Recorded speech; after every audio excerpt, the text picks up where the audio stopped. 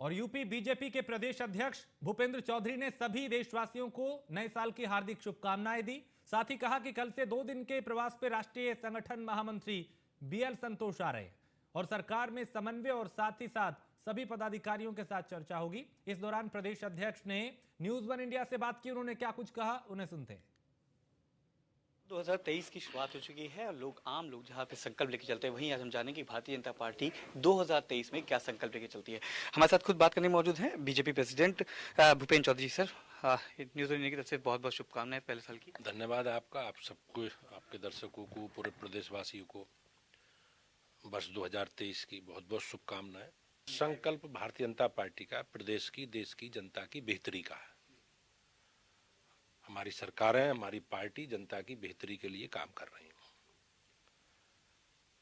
हमारी पार्टी के जो कार्यक्रम हैं, अभियान हैं, हमारी गतिविधि हैं, वो लगातार जनता चलती है।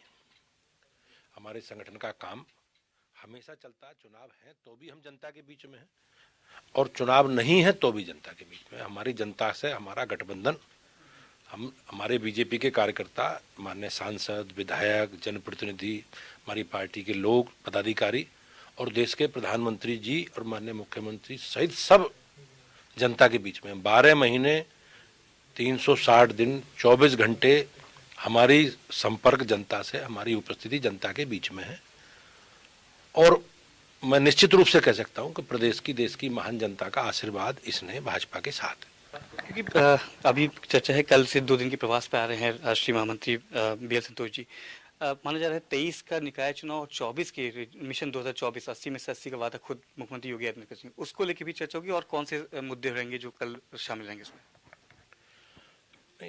राष्ट्रीय महामंत्री जी का जहां तक प्रवास है, माननीय बीएल संतोष जी का, वो जो हमारी पार्टी के कार्यक्रम, अभियान है,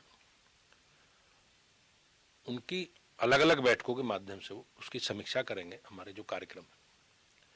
और आगामी संगठन के कार्य विस्तार की दृष्टि से हम अपने और प्रभावी, हमारा संगठन का स्ट्रक्चर खड़ा हो, इसके लिए जो जो दिशा निर्देश होंगे वो उस पर करेंगे। वो जिलाध्यक्षों की बैठक है, प्रदेश के पदाधिकारियों की बैठक है, हमारे अलग अलग जो मोर्चे को, प्रकोष्ठों के कार्यक्रम, अभियान है, हमारे विभाग हैं, प्रकल्प है, सबकी बैठक, जो भी हमारा काम है उस काम की समीक्षा करेंगे और आगामी कार्य विस्तार की दृष्टि से जो जो दिशा निर्देश उन्हें देने होंगे उस पर वो आगे बढ़ेंगे। अंतिम सवाल कि ओबीसी वोट बैंक की बात करें, उत्तर प्रदेश में बड़ा वोट बैंक माना जाता है और कहीं ना कहीं विपक्ष लामबंद हो चुकी है और बीजेपी को कहीं ना कहीं आड़ो हाथ लेती है। जहां अखिलेश यादव लगातार आप लोग के ऊपर तंज कसे थे, आज साल के पहले दिन मायावती ने कहा कि समाजवादी पार्टी और बीजेपी दोनों ओबीसी आरक्षण के विरोधी हैं और दोनों चाहते हैं कि ओबीसी आरक्षण लागू ना हो। देखो, समाजवादी पार्टी के विषय में तो सब लोग जानते हैं, लेकिन भारतीय जनता पार्टी संकल्पित है सभी वर्गों के, समाज के सबके वर्गों को जो नियम अनुसार, संवैधानिक व्यवस्था के अनुसार आरक्षण मिला है, उस आरक्षण का पालन करके हम लोग आगे बढ़ें, ये हमारा संकल्प है। कोर्ट ने जो आदेश दिया है, सरकार उसका पालन करेगी। लेकिन सरकार का संकल्प है और सरकार ने अपने संकल्प को दोहराते हुए माननीय न्यायालय के आदेश पर एक आयोग बना दिया है और ट्रिपल टेस्ट के आधार पर, सर्वे के आधार पर जो पिछड़ी जातियों का आकलन आएगा, उसके आधार पर हम लोग आगे बढ़ेंगे। लेकिन पार्टी का बिल्कुल स्पष्ट मत है कि हम किसी भी समाज के तबके को छोड़ के, उनके नियमानुसार आरक्षित आरक्षण को छोड़कर कोई व्यवस्था नहीं करेंगे।